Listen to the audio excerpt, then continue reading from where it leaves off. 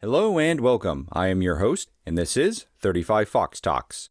In today's Q&A, we answer, what is the difference between theater-level planning and operational-level planning?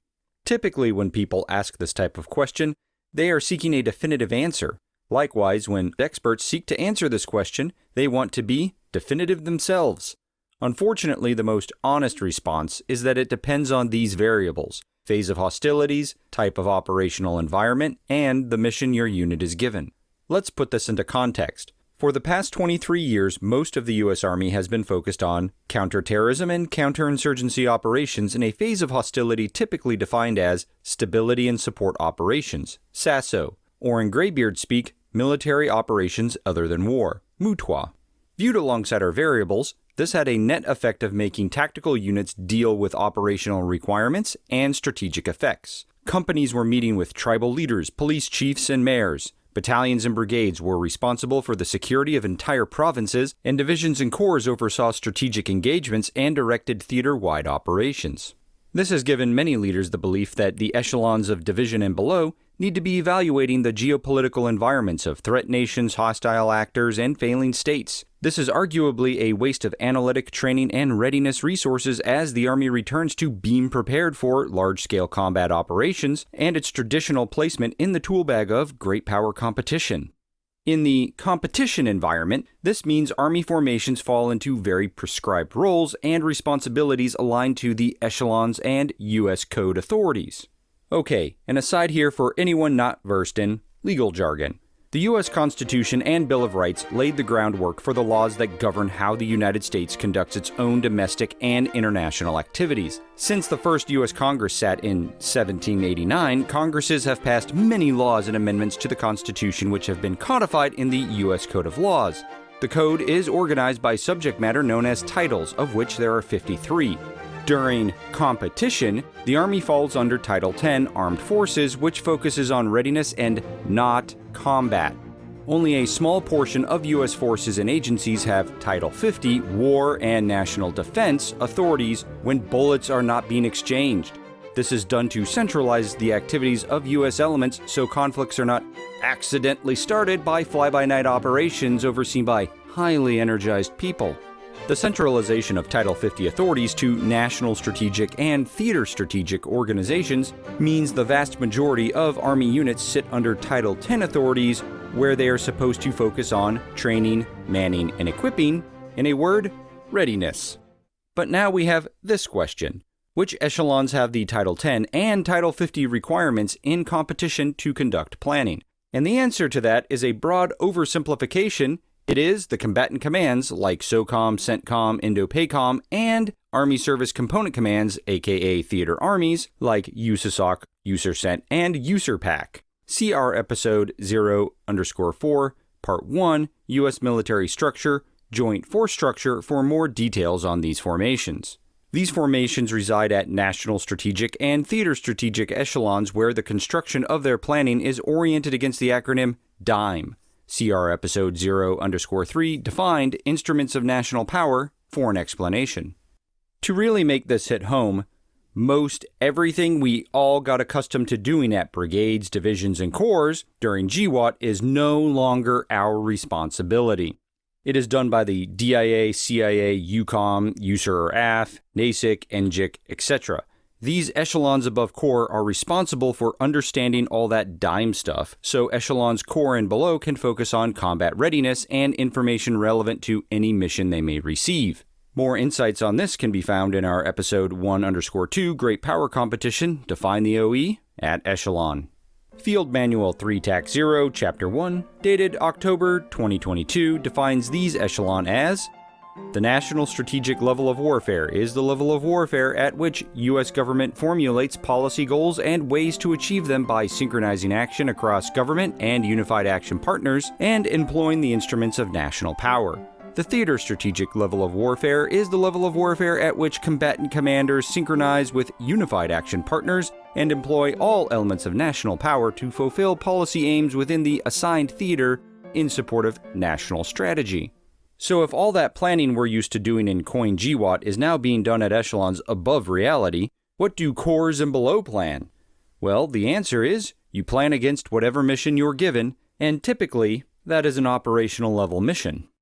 FM3 Tech 0, Chapter 1, dated October 2022, defines this echelon as the level of warfare in which campaigns and operations are planned, conducted, and sustained to achieve operational objectives to support the achievement of strategic objectives in accordance with Joint Publication 3 Tech 0. The operational level links the employment of tactical forces to the achievement of strategic objectives. The focus at this level is on operational art, the design of campaigns and operations by integrating ends, ways, and means while accounting for risk. See ADP 3 Tech 0 for more information on operational art.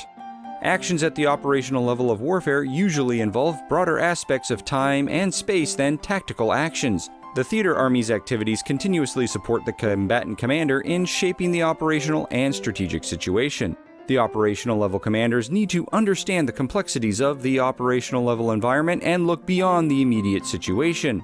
Operational level commanders seek to create the most favorable conditions for subordinate commanders by preparing for future events.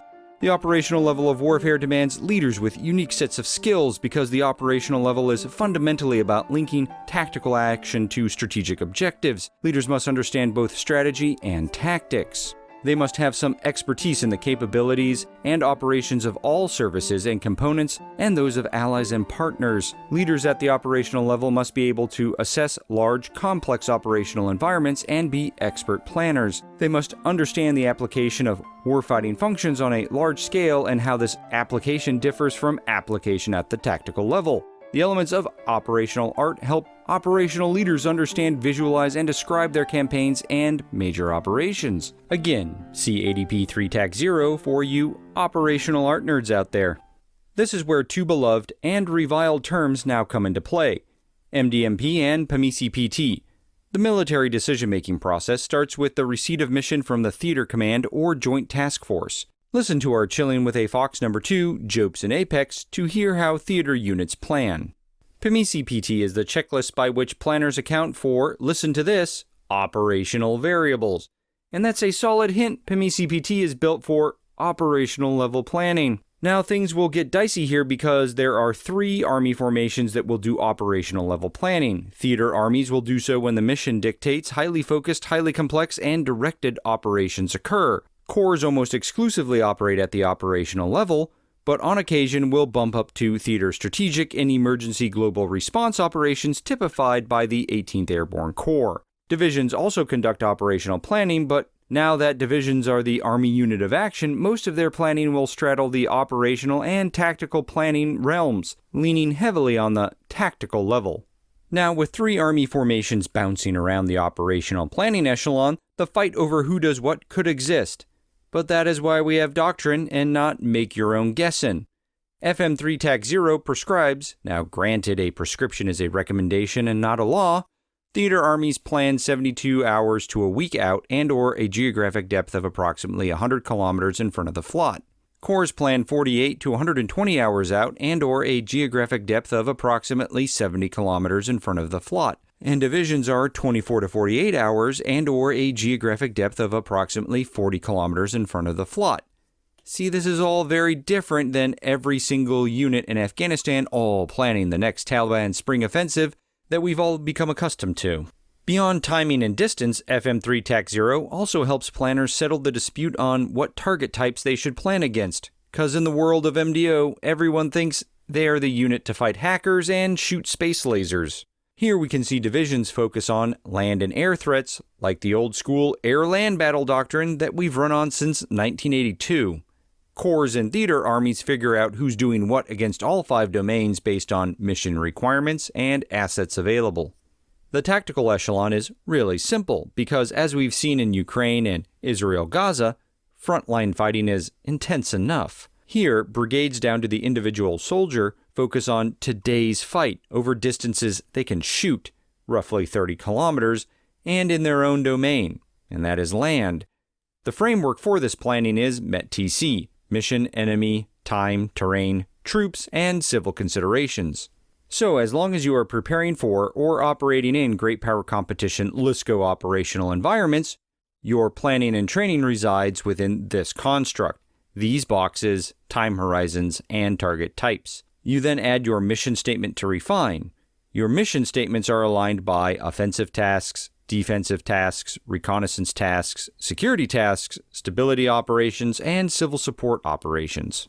Okay, if that wasn't enough, we now remind ourselves that this is just the day-to-day competition phase of LSCO, the one where we all live NTC rotation to NTC rotation. When a crisis occurs, the National Command Authority and theater commands decide which units get mobilized and which subordinate units get delegated Title 50 authorities in order to deter and de-escalate. This is when life as a planner becomes clean, clear, and very hard. This is because your unit is told what to do, and the work has immediate and real ramifications. But the framework acronyms stay the same: DIME to theater, PMI-CPT to operational, and METTC to tactical.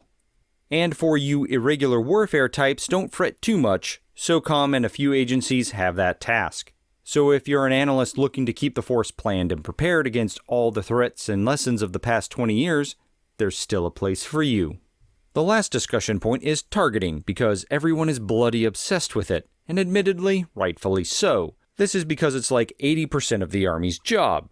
As a planner in competition at a theater and above echelon, your job is D3A. That is decide, detect, deliver, and assess.